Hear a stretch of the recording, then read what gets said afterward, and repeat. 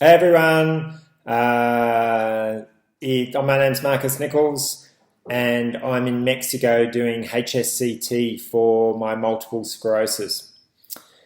Today is day 12 and today is the day that the first of all the serious stuff began.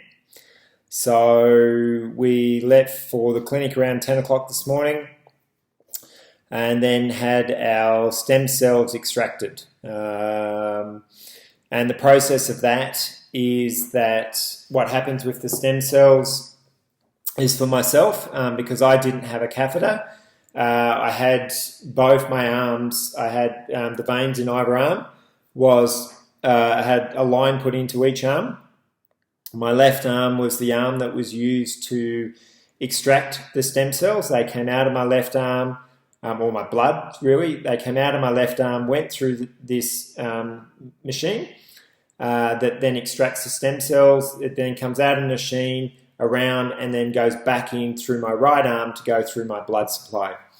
The deal that with it is that they pass your blood twice, equivalent to your blood supply twice through this machine, which is, I think we have 4 or 5 litres. I wish I knew that. I should have looked that up first. He did tell me and I've forgotten. So yeah, it's about 2.5 hours. So they pass basically sort of 8 to 10 litres of our blood goes through this machine and it extracts the stem cells into this bag. Don't ask me how, it just does. Obviously knows what it's extracting and how it's extracting. The joys of technology.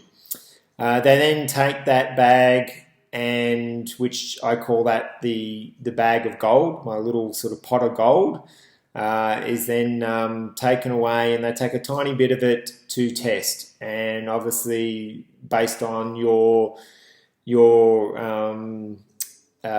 results of that test, is that they can estimate how many stem cells that do they have in that actual bag. The deal is that they are wanting 100 million stem cells, and so that they won't go into chemo unless they have 100 million stem cells to begin with, because that's the amount they want to put back into your system after you've had chemo.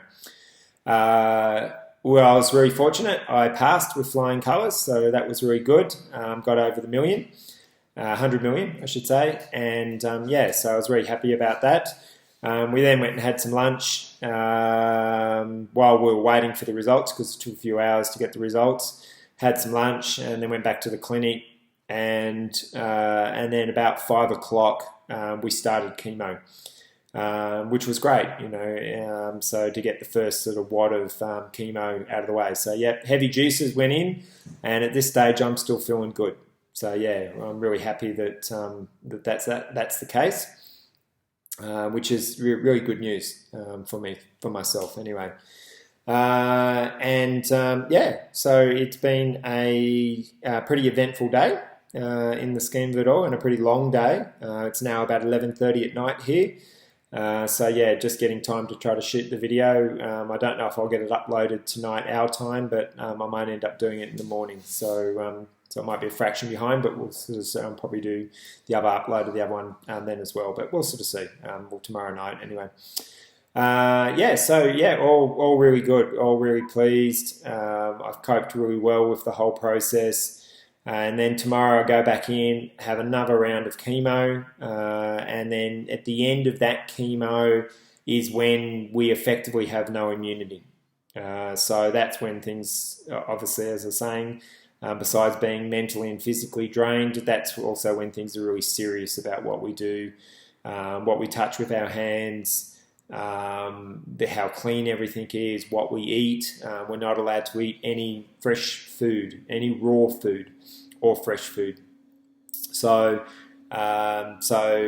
basically, all fruit, vegetables that aren't cooked, so nothing raw we can touch, nuts, things like that as well. Can't have cheese and can't have anything unpasteurized. Can still have butter and things like that. That's not too bad. So and bread and all those sort of things, and anything that we eat needs to be fully cooked. So soups and things like that are really great, and obviously at a good temperature. So the main thing is to try not to get any diseases. It has to be like that for somewhere between 7 to 10 days while we're in our recuperative sort of phase. What I didn't say was, so after our next chemo tomorrow, we go back in on Sunday to have our stem cells put back in, and then it's 7 to 10 days from there. They refer to putting the stem cells in as 0 day. That's like Groundhog Day, I guess. That's the day that I get control deleted. We'll see. Outside of that, all good. I'm going to go to bed because I need some sleep, and I'll look forward to chatting to you all tomorrow at some point in time. And I'm sorry this blog's so late, and it won't hit your screens until late tomorrow night. But for the time being, talk to you soon. Thanks, guys.